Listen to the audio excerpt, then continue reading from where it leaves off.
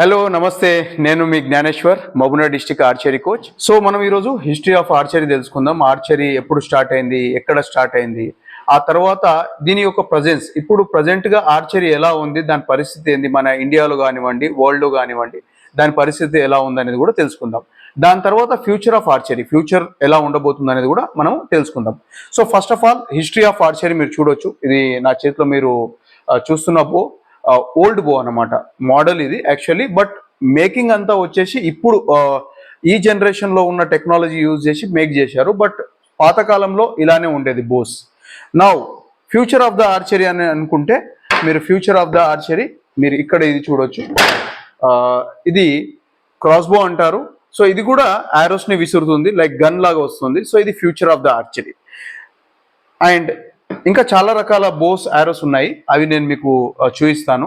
ఇంకో వీడియో చేద్దాం దానిపైన, ఎన్ని రకాల బోస్ ఉంటాయి, ఎన్ని రకాల ఆరోస్ ఉంటాయి అనేది మూడో వీడియో నేను చేయబోతున్నాను. ఆర్చరీ అనేది 60,000 సంవత్సరాల క్రితం ఆఫ్రికా ఖండంలో కనుగొనబడింది. సో ఇప్పుడు ప్రస్తుతం మన ఆర్చరీ ఇండియాలో రామాయణం చూడొచ్చు, మహాభారతం చూడొచ్చు, వాటిపైన బేస్ అయ్యి మనము ఆర్చరీని గుర్తు తెచ్చుకుంటాం అనమాట. లైక్ రాముడి చేతిలో బాణం ఉంటుంది, అర్జునుడి చేతిలో బాణం ఉంటుంది. రీసెంట్గా చూస్తే చాలా ఫిలిమ్స్, బాహుబలి కానివ్వండి, ఇంకా ఏమంటారు మన మగధీర కానివ్వండి, ఆ తర్వాత రీసెంట్గా ఒక కొత్త ఫిలిం వచ్చింది, కంప్లీట్గా మోడర్న్ ఆర్చరీ బేసిస్ పైన వచ్చింది. మూవీ పేరు లక్ష్యం, ఐ థింక్ లక్ష్యం అని ఉంటుంది, అందులో కూడా ఉంది. ఇప్పుడు ఇంకో ఫిలిం వస్తుందండి, అది తమ్ముడు అనే ఒక ఫిలిం వస్తుంది, దానిలో కూడా ఆర్చరీ పైన ఒక కంప్లీట్ మూవీ ఉంటుంది. ఐ థింక్ కంప్లీట్ మూవీ కాదు, బట్ ఆ హీరో ఆర్చరీ ప్లేయర్ అయి ఉంటాడు తమ్ముడు అనే ఫిలింలో. దానిలో మా ఫ్రెండ్స్ కూడా వర్క్ చేశారు, నా జూనియర్ ఉన్నారు, నా సీనియర్స్ కూడా ఉన్నారు, అందులో వాళ్ళు వర్క్ చేశారు ఈ ఫిలిం కోసం. సో ఇంతకుముందు ఫిలిం లక్ష్యం అనే ఫిలింలో కూడా ఆర్చరీ అనేది ఉంది. సో ఈ ఫిలిం ఇప్పుడు జనరేషన్ వచ్చేసి ఫిలిమ్స్లలో చూపించడము, ఆర్ఆర్ఆర్ మూవీ కానివ్వండి, అందులో కూడా మీరు లాస్ట్లో రామ్ చరణ్ బో అండ్ యారో పట్టుకొని ఒక ఫైట్ సీన్ ఉంటుంది. ఇలా చాలా వరకు ఆర్చరీని మనం చూస్తున్నాము అండ్ చూడబోతున్నాము. So first introduction of archery ఒలింపిక్స్లో ఎప్పుడు అయిందని 1900లో అయిందండి, 1900లో అయింది. ఆ తర్వాత మన ఇండియన్ ఆర్చర్స్ వచ్చేసి 1988లో ఆర్చరీలో పార్టిసిపేట్ చేయడం జరిగింది, ఒలింపిక్స్లో పార్టిసిపేట్ చేయడం జరిగింది. తర్వాత ఇది ఇప్పుడు ప్రస్తుతం 2 బోస్ ఆర్చరీ ఒలింపిక్స్లో ఉంటుంది. ఒకటి వచ్చేసి రికర్వ్ బో అంటారు, ఇంకోటి వచ్చేసి కాంపౌండ్ బో అంటారు. రికర్వ్ బో సేమ్ ఇలానే ఉంటుందండి, ఇప్పుడు మన దగ్గర కనిపిస్తున్న ఇలానే కర్వ్ ఉంటుంది. సో దీన్ని రికర్వ్ బో అంటారు, ఇది 1 పీస్ రికర్వ్ బో. సో మీకు అది కూడా చూపిస్తాను, అది మనము మీకు ఇంతకుముందు చెప్పినట్టుగా మూడో వీడియో, ఏ బోస్ ఒలింపిక్స్లో ఉన్నాయి, ఏ బోస్కి రికగ్నైజేషన్ ఉంది, ఏ గేమ్ ఆడితే మీకు ఎక్కడ వరకు వెళ్ళొచ్చు అనేది కంప్లీట్గా నేను ఇంకో వీడియో చేస్తాను, అది మన మూడో వీడియో అవుతుంది. సో ఇప్పుడు ప్రస్తుతం వచ్చేసి ఒలింపిక్స్లో ఉంది, అండ్ రాబోయే ఒలింపిక్స్లో మన ఇండియన్ ఆర్చర్స్ డెఫినెట్లీ మెడల్స్ కొడతారని ఆశిస్తున్నాం. బికాజ్ రీసెంట్గా 1-2 ఆరోస్ తోటి, 1-2 పాయింట్స్ తోటి ఒలింపిక్స్లో మెడల్స్ మిస్ అయిపోయాయి మన ఇండియాకి. అండ్ ఈవెన్ మన ఆంధ్ర నుంచి, తెలంగాణ నుంచి ఇప్పుడు ఆర్చరీ చాలా బాగా ఆడుతున్నారండి. లైక్ బొమ్మదేవర ధీరజ్ వచ్చేసి మన ఆంధ్రప్రదేశ్ నుంచి ఉన్నాడు, చాలా బాగా పర్ఫామ్ చేస్తున్నాడు. ఒలింపిక్స్లో రీసెంట్గా జరిగిన ప్యారిస్ ఒలింపిక్స్లో పార్టిసిపేట్ చేయడం కూడా జరిగింది. అండ్ 1-2 పాయింట్స్, 1-2 ఆరోస్ తోటి మెడల్ మిస్ అయ్యాడు యాక్చువల్లీ సీనియర్ క్వాలిఫికేషన్ రౌండ్లో. అలా మీరు చూడొచ్చు, వీడియోస్ కూడా మీకు యూట్యూబ్లో దొరుకుతాయి, మీరు చూడొచ్చు. ఆ తర్వాత మన ఇప్పుడు తెలంగాణ నుంచి, నేను తెలంగాణ కాబట్టి తెలంగాణ అమ్మాయి చికిత రావు అని ఉంది, రీసెంట్గా వరల్డ్ ఛాంపియన్షిప్లో సిల్వర్ మెడల్ కొట్టడం జరిగింది. ఆంధ్రప్రదేశ్ నుంచి వెన్నం జ్యోతి సురేఖ 10 ఇయర్స్ నుంచి చాలా బాగా పర్ఫామ్ చేస్తుందని వరల్డ్ ఛాంపియన్షిప్స్లో, ఏషియన్ ఛాంపియన్షిప్స్లో. ఇలా చూసుకుంటూ వెళ్తే ఆర్చరీకి చాలా మంచి ఫ్యూచర్ ఉంది, కెరీర్ ఉంది. అండ్ స్పెషల్ గేమ్ అండి, ఇప్పుడు లైక్ ఫుట్బాల్, వాలీబాల్, బాస్కెట్బాల్ ఇవన్నీ మనము చూస్తూ ఉన్నాం మన డైలీ లైఫ్లో. అండ్ ఇండియాలో క్రికెట్ అనేది చాలా పాపులర్, బట్ ఆర్చరీ అంత పాపులర్ కాదు.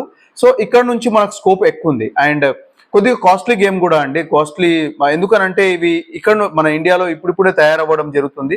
ఒకటి చెన్నైలో ఒక కొత్త archery showroom and archery manufacturing unit ఒకటి ప్రారంభించారు, పేరు ఐమాక్స్ అని చెప్పేసి.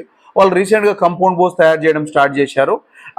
అందులో లాంచర్స్ కానివ్వండి, ఆ తర్వాత రిలీజర్స్ అవి చేస్తున్నారు. వాటి వీడియోస్ కూడా నేను త్వరలో చేసి మన యూట్యూబ్ ఛానల్లో పెడతాను. ఇంకా ఫ్యూచర్ ఆఫ్ ద ఆర్చరీ చూసుకుంటే ఫ్యూచర్ ఆర్చరీకి చాలా స్కోప్ ఉందండి. ఎందుకనంటే రకరకాల గేమ్స్ జరుగుతున్నాయి ఆర్చరీలో. క్రాస్ బోక్ కూడా ఇప్పుడు కొత్త కాంపిటీషన్స్ వస్తున్నాయి. ఆ తర్వాత ఇప్పుడు పంజాబ్లో ట్రెడిషనల్ ఆర్చరీ రీసెంట్గా ఒక నేషనల్ ఛాంపియన్షిప్ జరిగింది. ఫస్ట్ నేషనల్ ఛాంపియన్షిప్ జరిగింది. ఇలాంటి బోస్ తోటి కూడా కాంపిటీట్ చేయొచ్చు. ఎవరైతే ఆర్చరీని ప్యాషన్గా తీసుకుంటారో వాళ్ళకు ఆర్చరీ అనేది చాలా బెనిఫిట్ ఇస్తుంది. లైక్ ఒక లైఫ్ ఎంజాయ్మెంట్ చేయడం కానివ్వండి, ఫన్ పర్పస్ కానివ్వండి, ఆర్చరీ అనేది చాలా స్పెషల్గా ఉంటుంది. ఇంకా వరల్డ్ ఛాంపియన్షిప్స్ ఆడాలనుకున్నా, ఈవెన్ ఒలింపిక్స్లో ఆడాలనుకున్నా ఆర్చరీ మీకు ఒక స్పెషల్ కేటగిరీ, స్పెషల్ ప్లాట్ఫామ్ అనేది అందజేయడం జరుగుతుంది. సో ప్రతి డిస్ట్రిక్ట్స్లో ఇప్పుడు ఆర్చరీ అనేది స్టార్ట్ అయ్యింది అని నేను అనుకుంటున్నాను. బట్ ఐ డోంట్ నో ఉన్నాయో లేవో నాకు తెలియదు. బట్ మన డిస్ట్రిక్ట్లో మహబూబ్నగర్ ఆర్చరీ అనేది దాదాపుగా 10 సంవత్సరాల నుంచి మనం ఇక్కడ ఆర్చరీ నేర్పిస్తున్నాం మహబూబ్నగర్లో. అండ్ 300 మంది ఇక్కడ నుంచి నేషనల్స్ పార్టిసిపేట్ చేయడం జరిగింది. ఇంటర్నేషనల్ ఆర్చర్స్ అయ్యే ఛాన్సెస్ కొంతమందికి ఉండిండే, బట్ స్టడీస్ పరంగా అంటే స్టడీస్ ఉండడంతో చాలా మంది గ్రౌండ్కి రాకపోవడం అండ్ 1 hour టైం ఇవ్వడం, ఇంటర్నేషనల్ ఛాన్సెస్ ఉన్న ఆర్చర్స్ కూడా బికాస్ ఆఫ్ స్టడీస్ వాళ్ళు డ్రాప్ అవ్వడం జరిగింది. కొంతమంది వాళ్ళ పర్సనల్ రీజన్స్, కొంతమంది ఫైనాన్షియల్ రీజన్స్, కొంతమంది సపోర్ట్ లేకపోవడంతో అలా కొంతమంది ఆర్చరీని వదులుకున్నారు. బట్ నేను చెప్పేది ఏంటంటే ఎవరైతే ప్యాషన్గా ఆర్చరీని తీసుకుంటారో వాళ్ళ కోసం ఆర్చరీ డెఫినెట్లీ ఒలింపిక్స్ వరకు స్టెప్స్ వేసి పెడుతుంది. మీరు అలా ఈజీగా నడుచుకుంటూ వెళ్ళిపోవచ్చు డెఫినెట్లీ 100%. ఈ 10 years ఎక్స్పీరియన్స్లో నేను చాలా నేర్చుకున్నాను అండ్ ఇంకా చాలా నేర్చుకోవాల్సి ఉంది. సో ఆర్చరీ అనేది ఒక పెద్ద మహాసముద్రం. ఆ సముద్రంలో నుంచి కొద్దిగా మీకోసము నేను ఈ వీడియోస్ చేయడం జరుగుతుంది అండ్ చేసి మీకోసం అప్లోడ్ చేయడం జరుగుతుంది. ఇంకా మీకు ఎటువంటి డౌట్స్ ఉన్నా, ఎటువంటి క్లారిఫికేషన్ కావాలన్న ఆర్చరీ గురించి మీరు నాకు కామెంట్ సెక్షన్లో కామెంట్ చేయొచ్చు. ఈ వీడియోస్ కోసం మన ఛానల్ సబ్స్క్రైబ్ చేసుకోండి. ఒకవేళ మీకు ఈ వీడియో నచ్చినట్లయితే తప్పకుండా ఒక లైక్ వేసుకోండి అండ్ మీ ఫ్రెండ్స్ తోటి, మీ సర్కిల్ తోటి ఈ వీడియోస్ని షేర్ చేయండి.